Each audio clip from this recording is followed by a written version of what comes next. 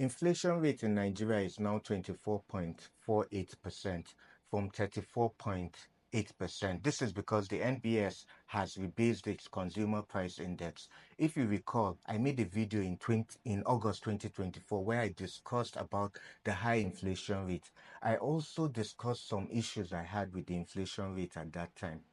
The main issue I had was that the year which was used as reference year was 2009.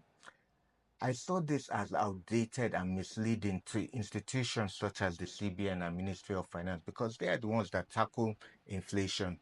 The ideal reference year should have been 2023 or 2024 because of the two major events that had happened. That is the removal of fuel subsidy and the floating of the naira.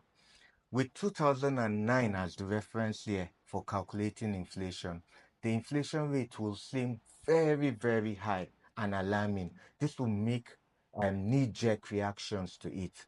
The main cause for our inflation is cost push inflation, what economists describe as a situation where cost of production increases. It is not because there is a very high demand versus supply.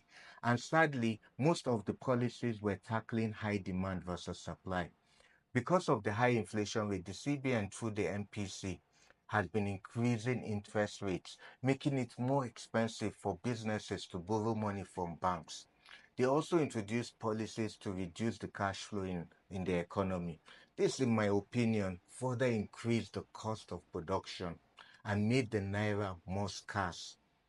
Now, with the rebased CPI, the inflation rate is now 24.48%. We might see the CBN cut down the interest rate.